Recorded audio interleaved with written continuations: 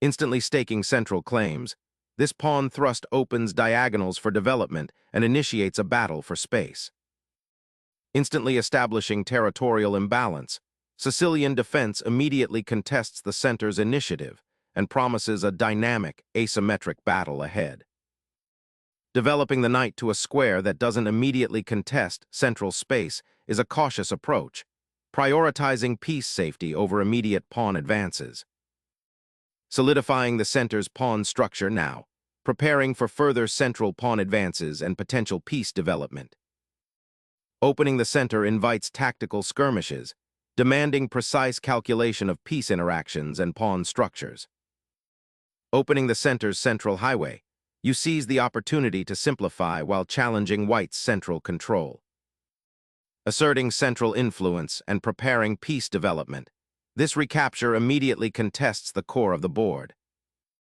Preparing to fianchetto the bishop here aims to control the long diagonal and pressure White's center. Cementing a robust pawn chain to dominate the center and restrict Black's knight mobility.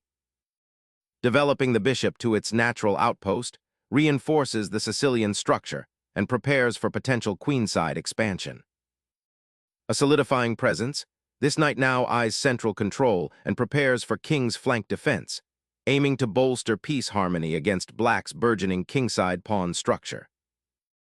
Developing the knight to f6 simultaneously bolsters the kingside defense and prepares for a potential castling maneuver, all while challenging White's central pawn structure and knight. Solidifying the center's pawn structure and preparing for kingside castling, this development aims to connect the rooks later on.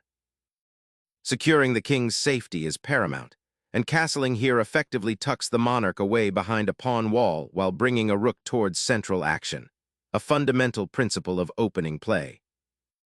Securing the monarch in the corner, this repositioning aims to bolster the king's safety and prepare for potential defensive maneuvers, while simultaneously eyeing the center from a slightly less aggressive, yet equally menacing, vantage point. Solidifying the center and preparing for castling, this knight strategically reinforces the d6 pawn and positions itself for potential central action or a swift redeployment. It's a move that prioritizes piece harmony and sets the stage for future pawn breaks. Developing the bishop to a more active diagonal now prepares for potential kingside expansion and adds pressure on Black's central dark squares. Shifting the knight to the center from the flank aims to challenge White's central pawn structure and eye the d4 square, creating potential counterplay against the e2 bishop and d4 knight.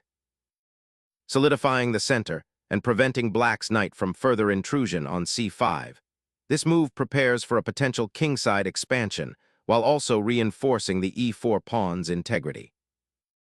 Aimed at solidifying its diagonal influence, this placement prepares to support the knight's eventual advance and coordinates pieces for potential queenside operations, while keeping the bishop actively defending the king's sanctuary. Pivoting the queen to d2 often heralds an intention to connect the rooks and potentially launch a kingside assault, particularly after solidifying the center with f3.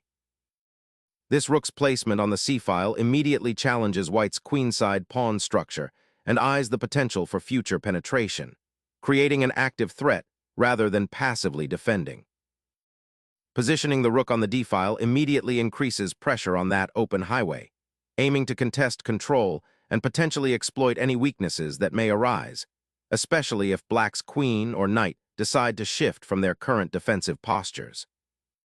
A strategic foothold is established on the queen side, potentially preparing a d5 pawn push or aiming to create space for piece maneuvering.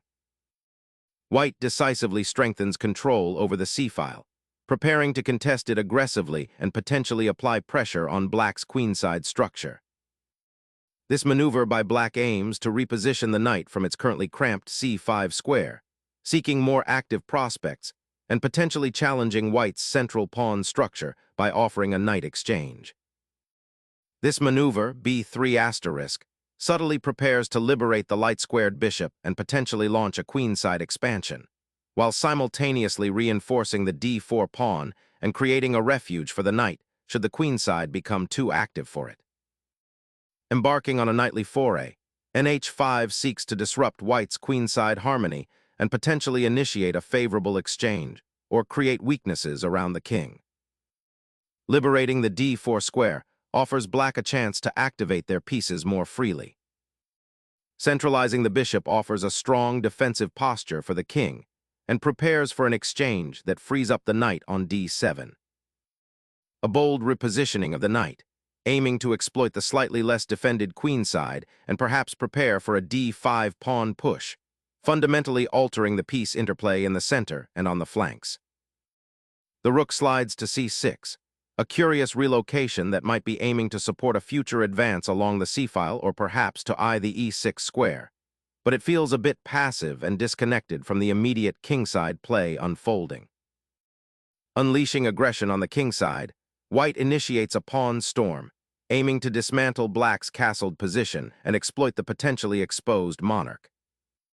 A quiet regrouping begins as the knight retreats to a more passive square, accepting a slight concession in dynamism for improved defensive coverage, and preparing for potential future maneuvers along the third rank.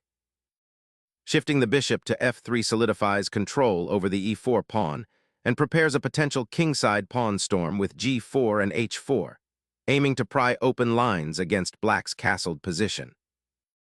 Unleashing the knight to G4 injects immediate dynamism, probing the kingside and threatening to disrupt white's rook placement, while simultaneously preparing for potential pawn breaks, perhaps on F5, to crack open the center. Unleashing a central pawn push, white immediately disrupts black's harmonious piece placement and begins to stake a claim on the dark squares, aiming to exploit the now somewhat awkward positioning of the knight on F6 and potentially open lines towards the enemy monarch.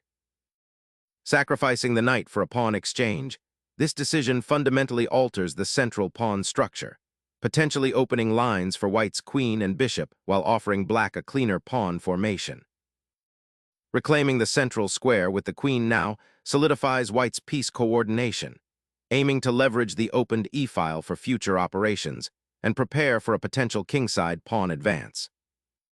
Opening up the c-file for immediate pressure, black repositions their rook to contest its control and prepare for potential piece exchanges, seeking to neutralize white's central pawn majority and potentially create weaknesses on the queenside as the game transitions towards a more dynamic middle game. Embracing the dynamic possibilities, white boldly injects a pawn into the center, aiming to shatter black's defensive structure and unlock attacking avenues on the queenside.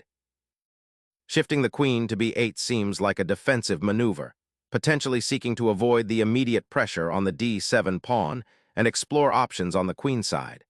It conserves energy for now, but the cramped queenside pawn structure remains a significant positional weakness. Opening the e-file now, white forces black to choose between a doubled pawn situation with the queen or a potentially exposed king. The immediate capture dramatically alters the central pawn structure, creating a dynamic imbalance and demanding black's careful consideration of piece placement and potential weaknesses. Finally, the tension on the d-file breaks, opening pathways and forcing a reckoning for both kings.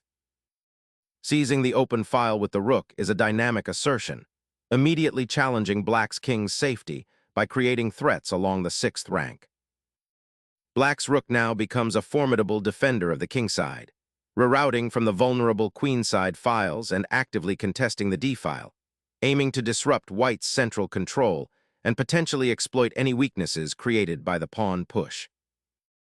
Reuniting the queen with the kingside forces solidifies the central control and prepares for a potential kingside assault, while also offering some relief to the cramped pieces.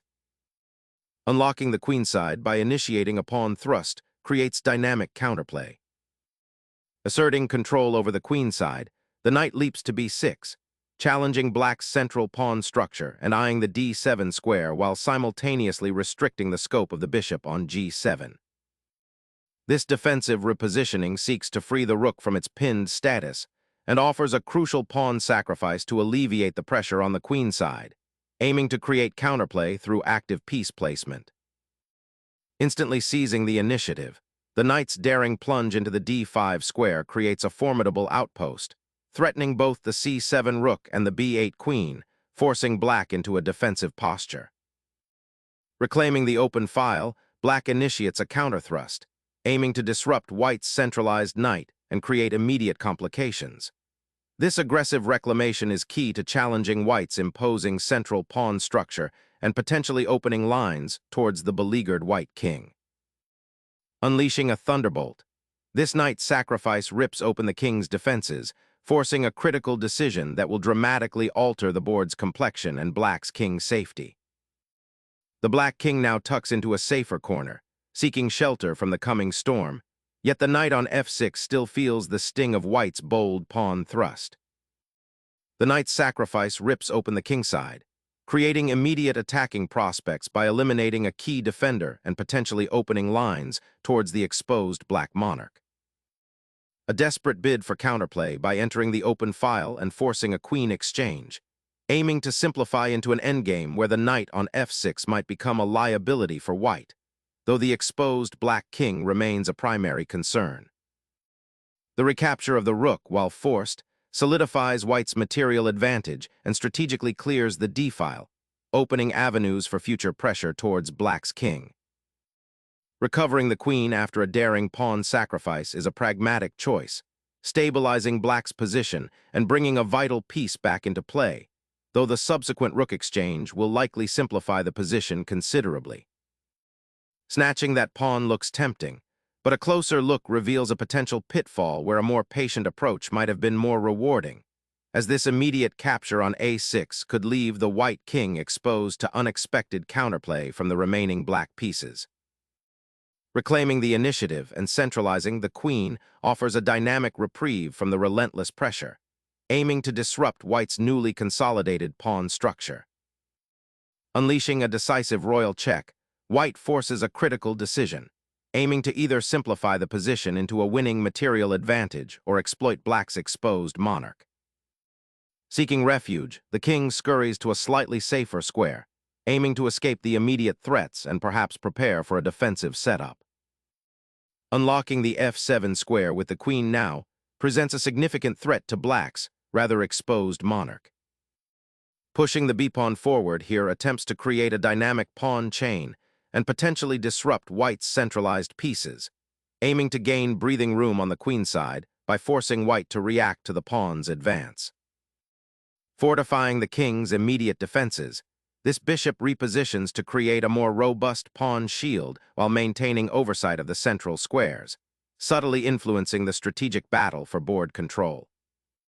The queen retreats to safety, acknowledging the dangerous pawn push and aiming to find a more active role away from the immediate tactical storm brewing on the kingside. Solidifying the king's safety against any immediate pawn storm threats on the kingside, this maneuver provides a crucial defensive buffer while subtly preparing for potential pawn advances. A bold sacrifice to disrupt white's initiative, gambling that the unleashed queen activity will overwhelm the weakened kingside. The bishop slides into a more active diagonal, subtly eyeing the weakened kingside and creating a potential outpost for itself, while also freeing up its partners for further coordination. Black's queen boldly ventures towards the kingside, seeking to exploit the potential weakness created by white's doubled pawns and the misplaced bishop. Reclaiming the initiative, this queen repositioning immediately threatens the d6 pawn and sets up a potential skewer along the third rank, disrupting black's recently solidified defensive structure and forcing a reaction before the position solidifies further. A desperate gambit seeks to disrupt the mating net, offering material for a sliver of counterplay against the exposed white monarch.